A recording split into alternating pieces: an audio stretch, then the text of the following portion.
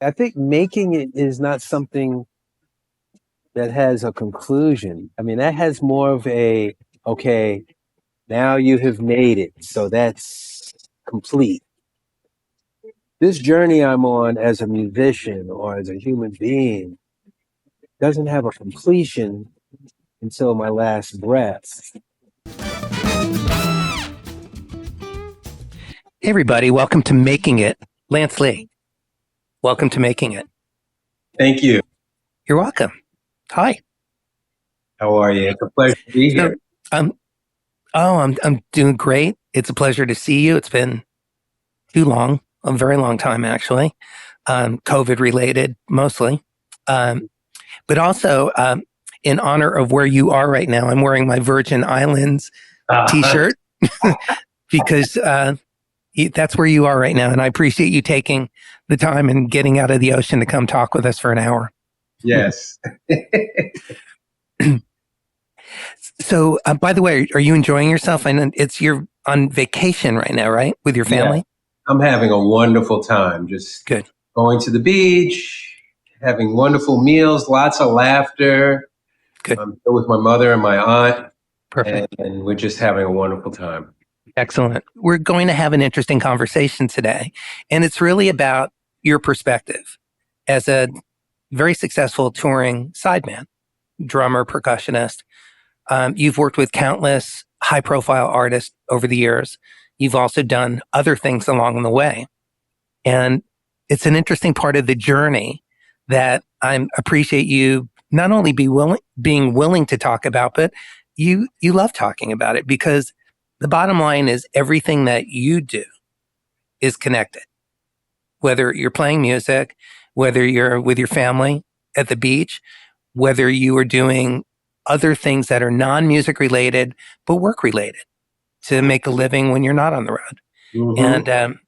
And I really want to talk about not just what the other things are that you do and the experiences that you've had as an artist and as a musician playing for large groups, 70,000 people. And then, the next night you're playing in a restaurant, and basically doing a duet with the conversation at the the table nearest to you and the blender at the bar.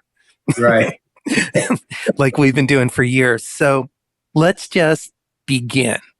Is there anything you would want to say to get started, or should I just jump in? Just jump in. There's plenty of things to say. So absolutely. Okay. Well, one thing is that this idea of that you consider playing the drums not just a career, but a lifelong journey of exploring your truest self and your artistic expression. What do you mean by that? I think it's, for me, it was so much a part of my life as a little boy, being exposed to all kinds of music and the quality of music and the artists that I was exposed to, not just by listening to records, but actually seeing them perform. That energy impacted me a certain way. And so that created this thing inside me to want to express, wanting to connect to. And so it has just opened me up to the world of experiencing rhythm, timing, food, clothing, dance, art, personalities, people, cultures. Just goes on because that all ties in. So I think that answers your question. It does. And you just mentioned dance. You have training as a dancer as well. Yes. So I studied ballet, jazz, and modern for about 7 years, 7, 8 years.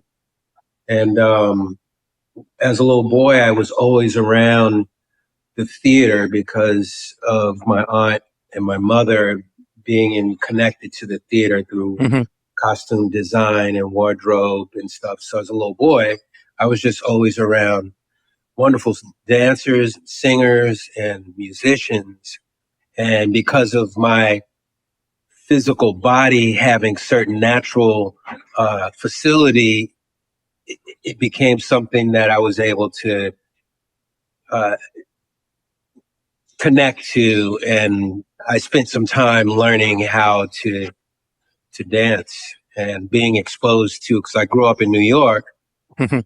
a lot of Alvin Ailey and other great choreographers that were around back in that were doing a lot of great work in the 60s and 70s, and also being exposed to a lot of African art and Right.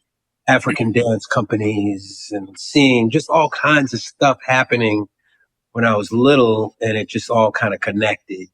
And so, Did you ever get to study ballet or modern at Alvin Ailey's school no, or I the hadn't. studio? I hadn't. Okay. No, I moved to LA, and the music was still my foundation. It Hmm. wasn't until I moved to LA and I started taking classes and really enjoying it. And it was that style, that approach to dance, concert dance, which was really appealing to me too. I would have loved to have been in Alvin's company Hmm. back in the 70s, but um, due to that lifestyle, needing to work, needing to make money, there's a short window lifespan for a dancer in a sense Hmm. compared to a musician. A lot of things that just made it something that I would love to have done more of and been a part of, but it wasn't enough for me to stick with. So when I stopped dancing, I'd been playing music way before I even considered learning how to take formal classes and be a part Hmm. of a company and all of that. And then I got to a point where I was like, okay, I'm going to have to not dance. I need to continue on because gigs and touring Right. and all that Hmm. started to take over. And, I miss it. I've never, I'm I think sure. the Yeah. feeling of dance and that type of expression is nothing like it, you know. Well, and of course, I can see very clearly how your formal dance training with ballet and jazz has carried over into you being a drummer and musician. Steve Gadd was a tap dancer when he was a kid. He trained as a tap dancer, Oh, okay. which Melissa Manchester told me that about him. And when I learned that, I went, well, that makes sense. Yeah, When you listen to the way he plays, or when I listen to the way you play, that adds some more clarity to mm, how you became the musician that you are. But as a dancer and as an athlete, you've continued on in your whole life. In all the years that I've known you and that we've played together and been friends, I've seen you. You're a bodybuilder. You're a martial artist. Uh, you really take great care of yourself physically and spiritually and mentally. I mean, you're not just this guy that hits things. Like you're looking broader at life and at the world. absolutely. I One of the things that it says on your website that, by the way, if anybody's interested, the website will be up soon. I got a sneak peek at it. There's a new website coming. Um, but if anybody wants to reach out to Lance, you can find him on Instagram at Lance Lee One or on Facebook, Lance Lee. So those are great ways to be in touch. And when this website goes live, uh, you'll be able to find that as well. Uh, but one of the things that it says in that is you talk about art imitates life. Can you expound on that? Yes, I guess it's whatever you're creating or whatever you're exposed to, and then whatever art you're connecting to, there's a person that is involved, and they're filtering, they're expressing their experience in life through that art. So, it's it can be both ways, Hmm. but certainly, from my perspective and what I do as a musician, as an artist, is I gather all of my experiences and I want to pay close attention to them so that I can filter that into a note or a phrase or a song or my conversation with another musician. So my life is affecting that art form of improvisation or whatever. Yeah. So that's what how I see it.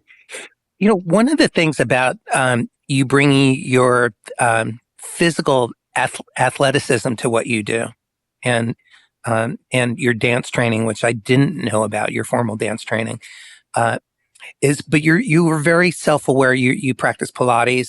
You are also uh, a licensed massage therapist. You've been doing that for a long time. You do body work, so you are hyper aware of body mechanics in life in general, but certainly while you're playing.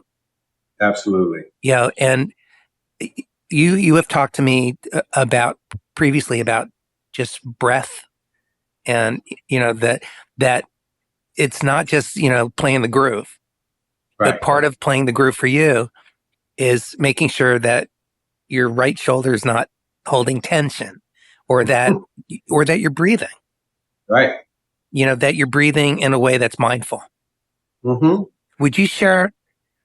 Can you share that experience of how you play? Because that also incorporates, as well as to all the other pieces of information that you're taking in as a player when you're playing in front of 70,000 people, or you're playing in a small bar, Right. with somebody oftentimes within the same week. So is it like a meditation for you? Like a Yeah, walking it's meditation in a interesting. I sense? think when I'm not playing, I'm doing all of this thought process that we're talking about now, the breathing and center and tension, good body mechanics. And so when I start to perform, however, if I don't think about I'm just doing it. I'm just trying to see and hear and feel what's going on. And if a zone happens, if there's that moment that's just delicious in its connection, then it's just happening. I'm not necessarily thinking about body mechanics and Right. You lose breathing. yourself in the moment. Yeah. Although if I'm starting to fatigue, Mhm. then I know, okay, let me pay attention to where that tension is. Let me find ways to relax or loosen up. So I have these tools that I'll draw from, like uh, breathing through it, because I can't stop. You know what I mean? Maybe there's a moment where, okay, at this part of the tune, here's where you can coast and just gather yourself, Mhm. you know. Or if there's a space between one piece to the next, make sure you're hydrated properly. If you've got good nutrition, go ahead and shake it out, Mhm. breathe, whatever's going on, try to work it out so that when it's time to get back in it, you've got some oxygen and hopefully, you've opened up areas that are a little tight. So that's What kind about of sleep? Can we talk about sleep for a moment, and exhaustion, fatigue when you're on the road? What is your process, in yeah, addition to eating that's healthy? And important. So I'm into nutrition as well. So before I go on the road, part of what I pack is what I call the kitchen sink. And in that kitchen sink, I go and I'll go to a health food store where they're real knowledgeable, or I'll talk to others that have a lot of knowledge about supplements and things. And I go for what's going to be the fastest absorption. I'll go for a supplement that's going to help me really rest. So when it's time to shut down, I can shut down. Mhm. And when it's time to just be even, I can stay even. And if I want to be explosive, I have things that I'll go for that will help me with that. Now, what ends up happening oftentimes after you've been on the road for, say, 5 weeks, and you're bouncing around doing one-nighters, often on planes and buses, then it can get a little tricky. So when you have downtime, you have to really find those things in your bag, in your mind, in your body, in your routine to really shut down, so that fortunately I can sleep on any plane, I can sleep on any bus. I have no issues. The only thing that gets tricky is if the hotel is not necessarily up to par. I'm very particular about cleanliness in a hotel room, and I have a whole system about how I enter a hotel room, especially if I can tell hygienically it's not up to speed. I'll have my supplies. I'll have housekeeping bring new sheets, off the bedspread, cover the blanket with fresh sheets and get some extra pillowcases, can create a little more space between me and the pillow and the last. And the last 10,000 people that used it. Every light switch gets wiped with, bacterial wipes and remote controls and headboards. And so I have that part of my personality, which is kind of funny. But with the sleep thing, it's the same thing. And fortunately, with the exercise, I have to exercise even if I'm dog tired. And I have to try to find the nutrition. So I always have good snacks with me that I travel with. And usually the venue will provide food right before the gig after sound check. Right. I also want to talk about, here's one right now. I'm going to bring on Melanie Taylor, who is also a touring singer. Hey, Lance. Melanie. You look awesome. I want to I want us to barge in on your family down there. We need a vacation too. Oh, come to St. Martin. I know. Melanie said, right, it's too bad we don't know anybody in St. Martin. It's like we do now. Yeah, you do. Hey, man, don't threaten me with a good time. Well, next time you go, maybe we'll tag along. Oh, absolutely. Because I'm planning on trying to get back here on a regular basis because the space that I'm in right now is just really nice. And with the right combination, it's something that can happen for sure. Well, that's beautiful. And so I stand in agreement with that. So first of all, it's great that you're able to chat with Terry today. I'm really enjoying your conversation. I've always loved you and loved working with you whenever we can. It's always a pleasure. For anyone who doesn't know, he's a badass drummer and just a wonderful human, so talented and such a great hang, which is most of what we do when we're playing, right? We only play like 90 minutes, maybe 2 hours. So you have 22 other hours in your day to do your life and to be on the road. You gotta hang with people that are cool like you. So that's always a pleasure. I wanted to say I love your tips for being a road dog like we are, and I completely co-sign everything you said. I travel. When you said the kitchen sink, that was me that clapped. I was like, yup.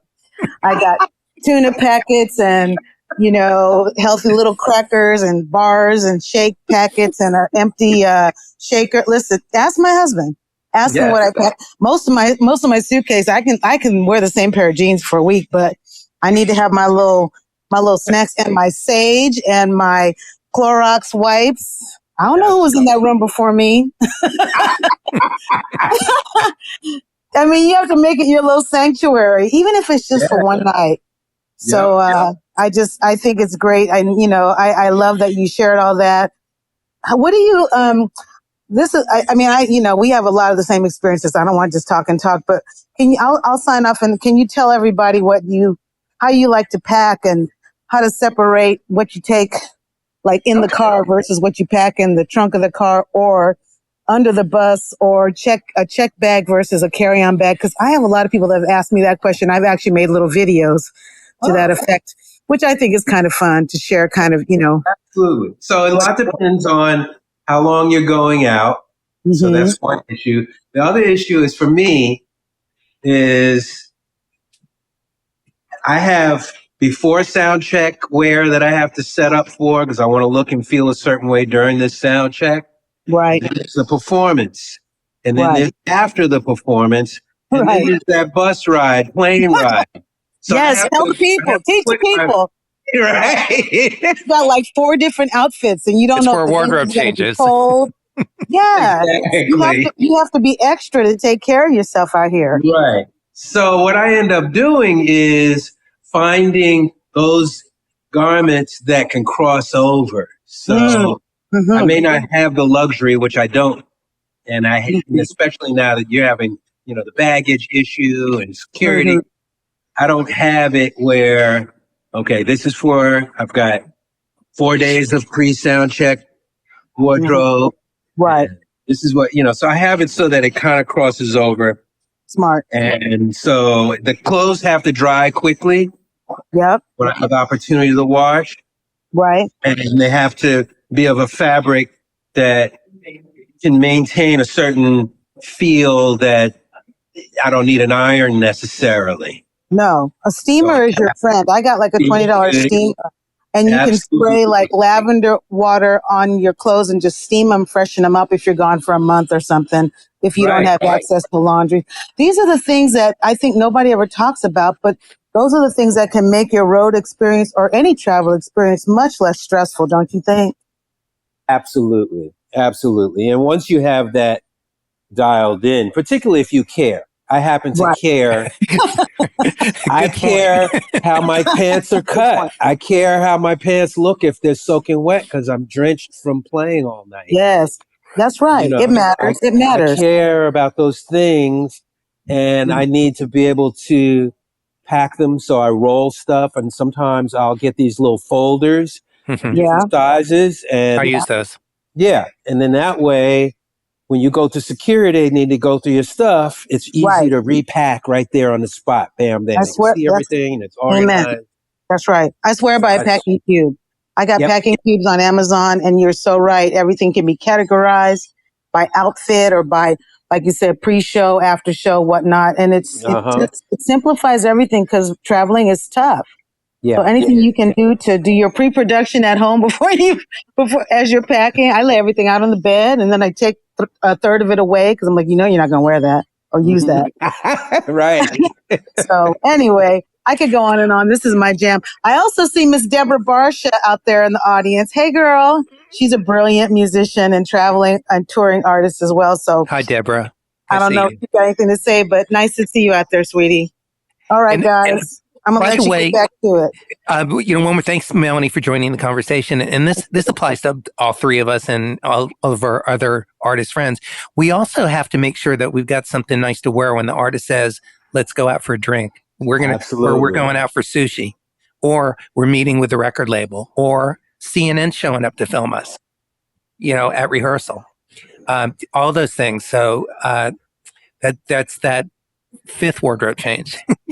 Always a nice, a black dress, for Melanie, or a cool jacket for us, and Yep. nice pair of shoes. Yeah, Yep. absolutely. Yes.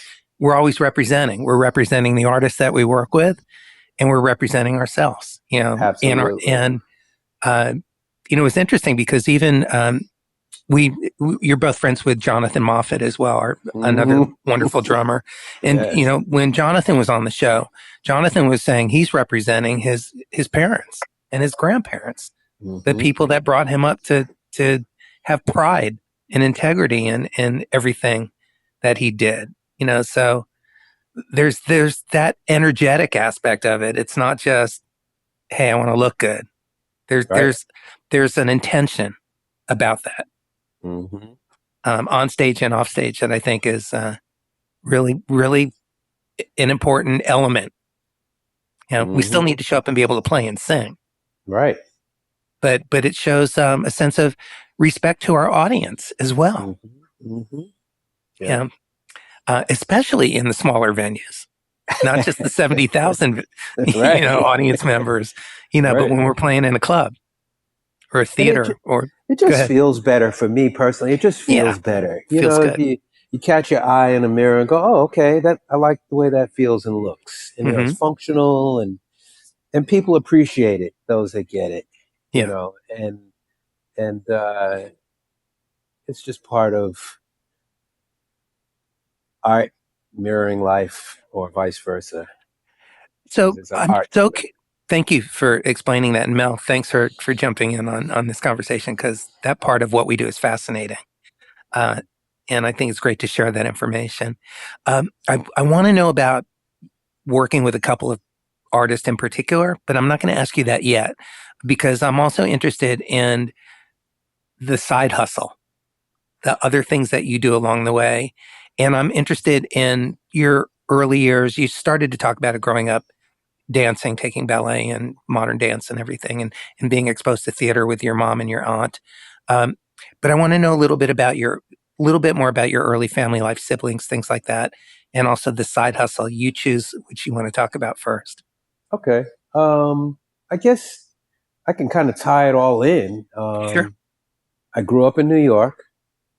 I was born in 1960, and both parents were very much into the arts. My father was a musician.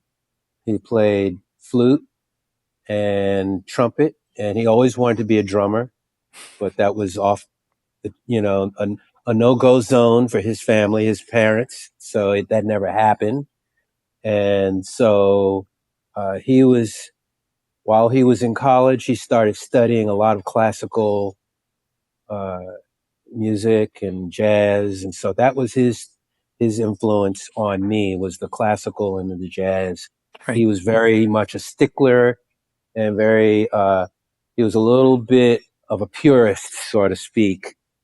So when he was around, when I was growing up, he wasn't having R&B and pop and rock and all that stuff being played at the house. My mother, on the other hand, was very much open to not only the classical and the jazz, but made sure that anytime James Brown came to the Apollo, I was there. And I was there. And that actually was a huge highlight in my life, and a major staple to this day in terms of the energy and the things that I experienced as a little boy, seeing that kind of performer and feeling that kind of energy, not only from James and his band, but also that exchange with the audience. Right. And so there were many artists that whenever it came to the Apollo, I was there for the most part, several times a month for years. Wow. That's for great. years. Yeah. And so that really kind of had a huge impact on me, from the R&B pop, Sam and Dave and Lou Rawls and, Cannonball Adderley and the whole Motown scene, Gladys Knight and on and on. But to see these performers, and they were hot, they were burning, you know what I mean? It was just a time that just had, so much impact on me. And then my father was taking me to go see Miles Davis, and a lot of his musicians were doing their own projects. Herbie Hancock, Tony Williams, Jack DeJohnette. The drummers in particular stood out for me. And it was just the seeing and hearing what they were doing and feeling that energy just caused me immediately to know what I wanted to do. So I didn't, I wanted to play flute because my father played flute. It didn't sustain. But when we would go out to hear live performers, I was totally keyed in, and it was always way over my head what was going on. But I knew that that's what I wanted to do. So I got a set of drums. Well, I got a toy set that lasted a day or two, and they realized that they need to get the real deal.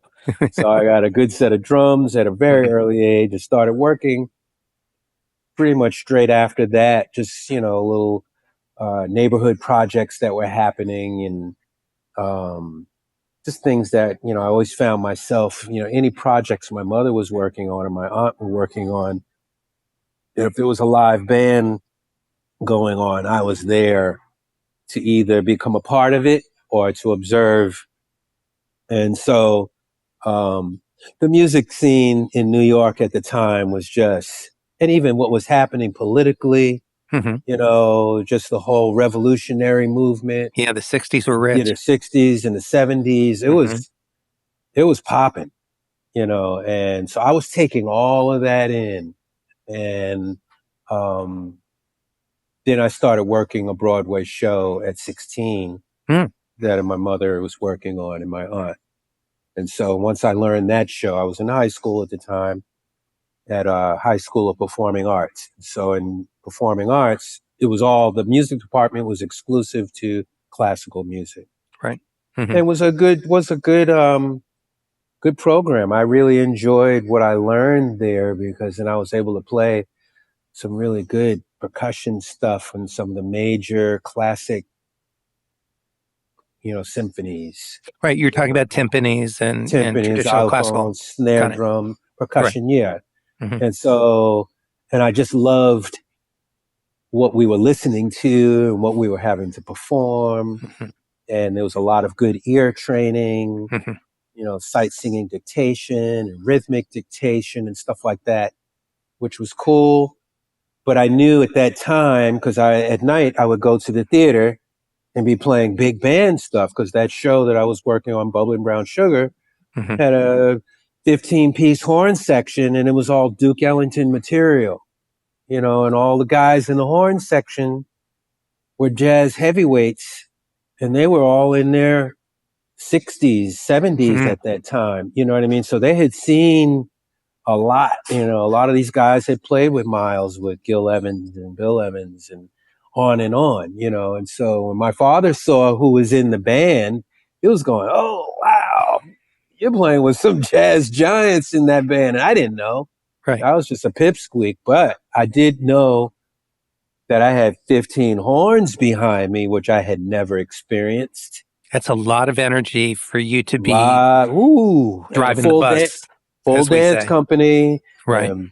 The vocalist on that stage, they were bringing it. There was it was the real deal. And, there were a couple of times where I crashed and burned. It was very scary and painful. I got to a point where at one point I couldn't physically move because the panic set in and I just couldn't pull this big production number together. It was right before intermission and it was the full company on stage, the band and the lights, and I began to play it, but because of my inexperience and my nerves got the best of me and I just kind of froze and it just crashed and burned that whole number. And I was devastated.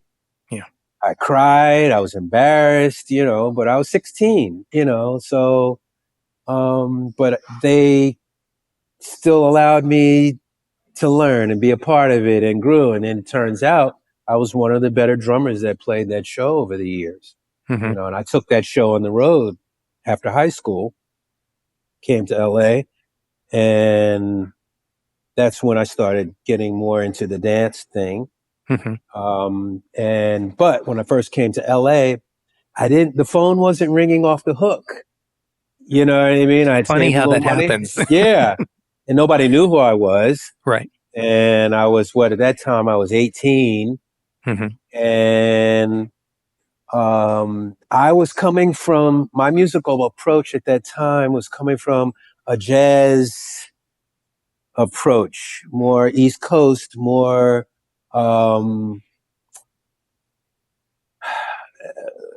just a different shape, a different approach, more improvisational.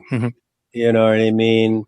A little more dissonant in its tonality, a little darker, not as groove oriented. Yeah, or there were the groove, but not as. It was just more. So it took a minute, but I started getting little things going. But in the meantime, bills need to be paid. And I connected with a friend who had a painting business, and he was just painting homes, interior, exterior. And so I was encouraged to work with him. And I was a little reluctant. I was going, okay. So I began doing this painting thing. I was slow. I wasn't that good. And the money was not what I was accustomed to in high school. I was making $800 a week, and I took the show out on the road. I had no bills or responsibilities. That's the kind of money I was used to making. Right. So you were used to being paid well and having some money in your pocket all the time. Right. and a certain what's the when you're on stage and when you're admired and you're getting all this adrenaline energy from being on stage and people showering you with, man, Lance, you sound great and blah, blah, and you feeling it and you're practicing all the time and you're growing and it just, all of this stuff carries. And now you're in an apartment, a rundown apartment painting somebody's kitchen. Right. Yeah, you know what I mean? It's a bare apartment most of the Yeah. time and you're doing it for like a low hourly rate. And it just was weird to me. I was like, what happened? Whoa, I'm not supposed to be doing anything else Right. but Right. drums, but music. And I'm doing this, but I hung in there with it and I started getting better and the pay got better. And the next thing I know, it was becoming therapeutic, and little gigs would come up here and there and I could kind of do both. And it just wasn't as bad as I had been. My mindset had me in this other thing about my expectation of being a star drummer. This thing I had created about being like Miles or being like Tony Williams or Billy Cobham or, you know what I mean? It was the last thing I would think any of those guys would be doing anything else but that. I don't really know that about them personally in terms of other things they may have been doing and creating outside of. That's a good point. We don't know because musicians are more open about speaking about that now, because not only is there no shame in having a side hustle, but it's no reflection on your talent, your worth, your value, and as a matter of fact, the only reflection it really is that you are open-hearted and open-minded and confident enough to embrace other things, allow other things, and not let it diminish, but enrich your life, your musicianship. Absolutely. And so I find, go ahead. Keep that question. I find that I still approach painting a home or whatever the way I would music, in terms of what my tools are, what kind of drum heads, what kind of drumsticks, what kind of drum shells, how high, how low am I going to have my gear? What's the impact? Am I going to touch the music or how am I going to touch the music? Same thing when I paint a wall. How much prep is involved? What kind of sandpaper? I need a heavy gauge or do I need a lighter gauge? You know what I mean? How fast can I get through it? What type of paint? What colors do what? And if I can get the client or whomever the person that I'm painting for involved, then we can have this interaction and we can explore and I can share with them. They can tell me what they have in mind and I can tell them, the semi-gloss I recommend in this situation. I think an eggshell would do you better. And here's why, or flat. And here's why. And here's the brand I think you might like more so. Are you looking for something that's going to really sustain over the years with a rich tone in their coloring, or do you want to just throw something up cheap because you're just in a little rinky-dink rental or you're just trying to cover over stuff and moving on? So that's the same way with music. Are you going to record with a certain amount? You have time to really get into the nuances of this recording? Are you going to experiment with different drums and different reverbs and placement and patterns and parts? Or you just need to come in, turn on the sequencer, mirror that, and lock in with that and keep stepping. Right. And the producer the engineers will do their thing and you just keep going. Right. So I just kind of enjoyed being able to make those parallels. So then I don't feel like, what is happening to me and what's happening to my life. I can bring creativity and musicality to painting. I also have a car service. So when I'm taking somebody to the airport or to a restaurant or to an event, I will pick up their energy and their vibe. The younger people in the car usually want to feel that turn. They want to feel that bass pumping in the sound system. They want to party on the way to the event, you know what I mean, with their friends. But a different set of people, they don't want to feel the car go, whoa. They don't want to feel acceleration and the braking and all that stuff. They just want to be, you know, they may have motion sickness tendencies. So, Sure. you know what I mean? That's the same way with music. Sometimes you want to hear that spot. Sometimes it needs to be more subtle, you know, dynamics. Mm-hmm. There's dynamic in the music, there's dynamics on how you drive. So you have to be aware. And so that's how I filter my musicality into whether I'm painting a wall or driving someone to wherever or giving someone a massage, especially the massage work. Mm-hmm. You know, how you read a person's energy, that where the tension is, you know, what the tissue is about. Has it suffered trauma? You know, as in, it's a really good thing as a musician because that has Mm-hmm. enhanced my musicality Right. when I Mm-hmm. get into the massage therapy. So Yeah. I'm finding that the other things that I can connect with also influences how I approach my music. I could go further. So Yeah. yeah, go ahead. You That's have thoughts? it's crystal clear because now I understand your why you were saying your perspective is life imitates art. You just added a beautiful clarity to that statement, and it's all connected.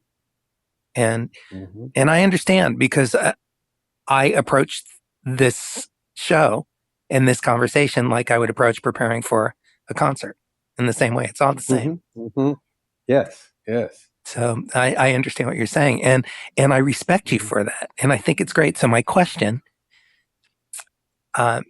is, and I don't, and the question doesn't even feel as relevant right now based on everything that you just said, but how do you keep your confidence up when you're painting and driving and doing massage therapy more than seeing yourself on TV shows and concerts and, et cetera? That's a great question. I'm still working on my confidence, you know, because I do feel insecure. Every I do artist does, by feel, the way. Yeah. yeah, you know, and so, you know, I'm doing a lot of work on myself in terms of just my mindset. I know I have some great tools. I know I have some great qualities. I know I've had some great experiences, and I take what I do seriously and I reach for real depth and quality in what it is that I do. Right. And if I'm in an environment that doesn't get that or feels intimidated by it or finds that what I'm about is not what they want to have around, I have challenges around what's wrong with me. Maybe I should have said, or maybe I should have done.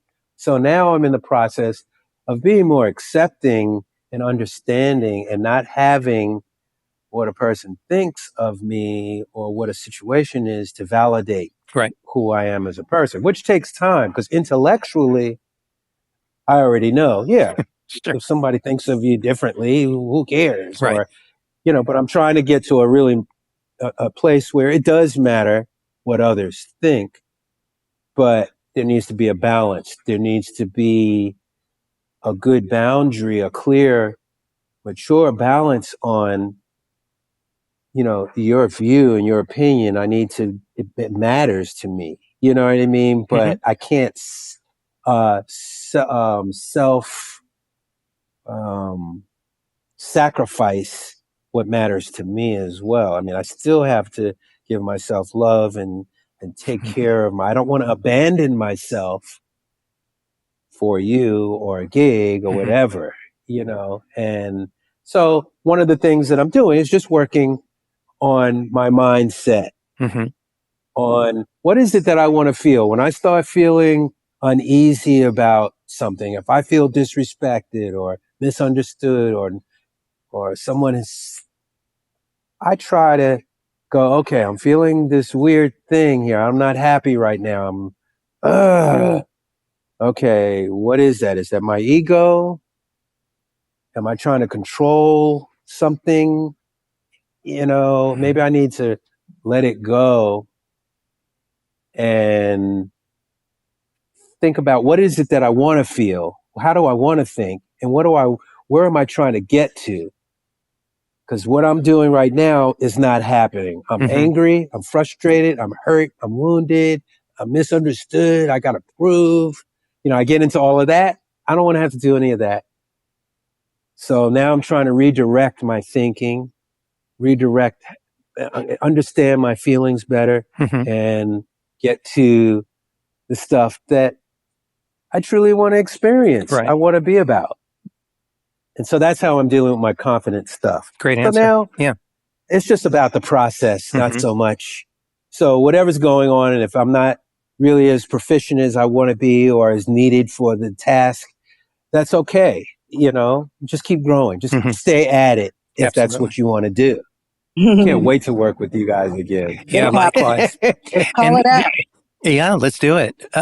We miss playing with you. And one of the things that I wanted to mention as you were speaking a few minutes ago was that we have done a lot of things together. We've played weddings together. We've toured. We've been on national TV shows together. You bring it the same every single time, whatever it is we're doing. If you're playing the first dance for, the bride and the groom, or we are just putting our foot in it on a TV show, it's the same. And I see you do that in every aspect of your life, and that's a beautiful thing. Thank you. Yeah. That's certainly my intention. Right. That is certainly my intention. Well, your intention is clear, and I connect with your intention because that's mine as well. Every time we pick up our instrument, that we don't, we just bring our all, but we do that with everything that we do. That's why we're friends. That's right. That's right. And it's so it's such a pleasure to be able to get your energy and hear your process, even though we haven't really gotten into yours so much, but we have that exchange, and we've had many conversations over the years on the way to a gig. Yeah, or not sitting next to you on an airplane. We've had some great talks. Right. Exactly. Driving to Orange County or whatever. So it's so true.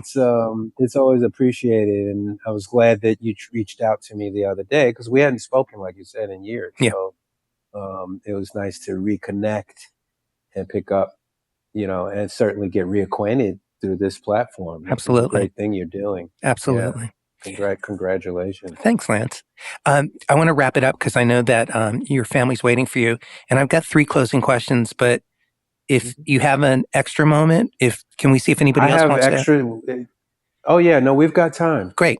If Deborah or anybody else, if you want to get up and make a comment or have a question for Lance, any of my virtual guests in the audience right now, please feel free. In the meantime, I will get to my 3 closing questions that I ask all of my guests. Here's the first. Since the show is called Making It, what does making it mean to you both personally and professionally? I'm not sure, actually. I think making it is not something that has a conclusion. I mean, that has more of a, okay, now you have made it, so that's complete. This journey I'm on as a musician or as a human being doesn't have a completion until my last breath. So it just depends on, I guess, the goal. If I've made it to a specific goal, I haven't achieved that. I haven't achieved I've achieved being the best musician I can be at this very moment. I can't be better than what I am. So I've made that. But what I'd like to see as a musician, I'm not there. As a drummer, I'm not there. And as I get older, I have new challenges. I'm not as strong and as fast. but I have another level of understanding and mindfulness. So that's a whole nother world that I'm just starting to scratch the surface on. And so that's exciting to me because I have enough physicality to hit a drum hard and loud and play all night, but it's not,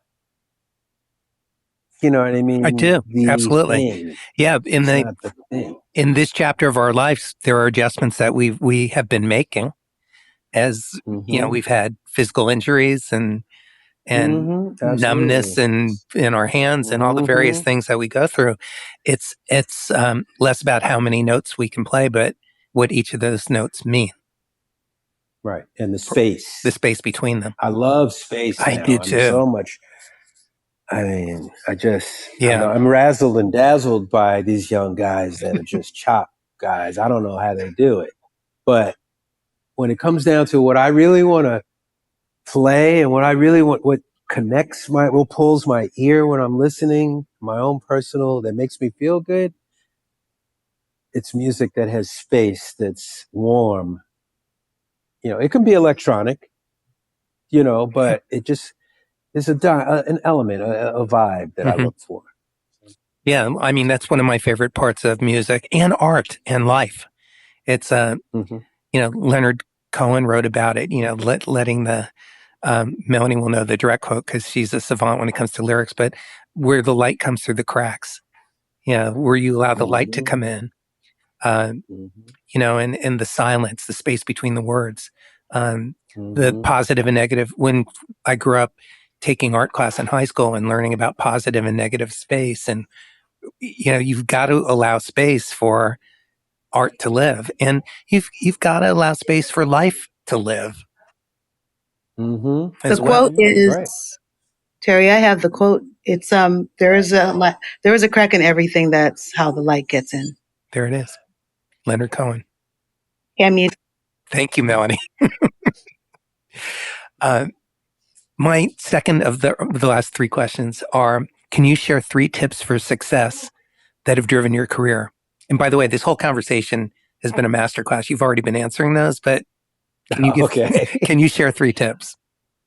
um, just be passionate, you know, be mindful, care, love, you know, um, learn, be open to learning, and explore, you know, have, have some humor with it. If you're hurting, take a minute to step back and just kind of laugh. Because at some point you're going to look back at it and go, oh yeah, I remember I shed so many tears on that issue behind that person and what they said or what they did, and it'll be just a memory and you can go, oh yeah, I remember that, and then you can still see that person again years later and give them a hug, Hmm, and you could even have a conversation about it or not, right. Or not. Right. so those things to me are just really, be kind to yourself, be kind to others, and what you're doing, whether you're cleaning or cooking or building or putting concepts together for anything, if you have those principles, those things to guide you and those things that you use, then it can help you with some of the roads when it gets bumpy and you're confused and you're not sure, and you're uncomfortable and all that stuff. But if you could just breathe and just, stay at it, be disciplined, be consistent. You know, it may not always feel good. I don't always feel like putting in 3 hours of paradiddles on a pad, but find ways to do that by not just listening to a metronome. Maybe do it with some material Right. that really turns you on. Hmm. That's those kinds of things. Great tips. Thank you, Lance. My closing question, and then I'll give you last words if there's anything else you want to share, is at this point of your life with everything that you know to be true, what would you tell your younger self? Um, Similar to what I just said now. It's okay. you're going to have a lot to learn. You're going to grow. So don't think what you're going through right now is the beginning and the end of it all. Just observe, learn, and try to come to some resolve that's healthy and balanced.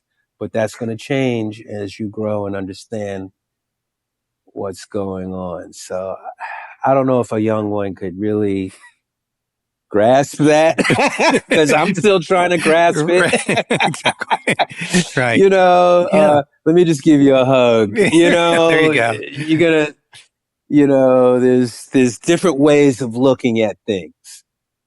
Okay, so you can look at it this way, or you can look at it this way, and depending on how you look at it, you're gonna get a certain results. It's gonna take you down a certain path. So think about what it is that you perhaps want to experience and then choose the route to get to that. So for me, which is what I'm telling myself, there's certain things I want to experience and there's a certain way I want to live my life. Okay, let's find the GPS that'll get me to that. Now, of course, I'm going to make a turn and then the GPS is going to have to do those circles and recalibrate, but eventually but let's just work on getting back to that if I decide to stop to the left or to the right or whatever. You know what I mean? So, that's what I would say, I think, something like that. Yeah. Strong words. Absolutely. Lance, thank you so much. Closing thoughts? Anything else that we didn't touch upon that you'd like to share? I'm not thinking of anything right now. Yeah, I mean, there's probably tons of stuff in me, but I'm not. That's all right. I just always like to give my guests the closing words just to, Okay. Yeah. We're good. Yeah. Great. We've covered a lot. We have covered a lot of territory today. Thank you so much. It's so great to see you. I'm so happy you're having this restful time with your family right now in paradise. That's just great. I want to thank our live virtual audience here on Fireside, the people that are following us live today on Twitch and Facebook and YouTube. Thank you for joining us. And anybody who's listening to the archive version of this show and all of our shows, we appreciate you. We really do. And Melanie, thanks for joining the conversation. Lance, my pleasure. Great to see you, Lance. Yes, Melanie. Love you much. Love you much, my brother. Be safe and enjoy. Yes. And I just want to let our audience know as well, just to stay safe and stay inspired, everybody. And on behalf of Lance and Melanie and myself, we appreciate you. Lance, take good care. You too.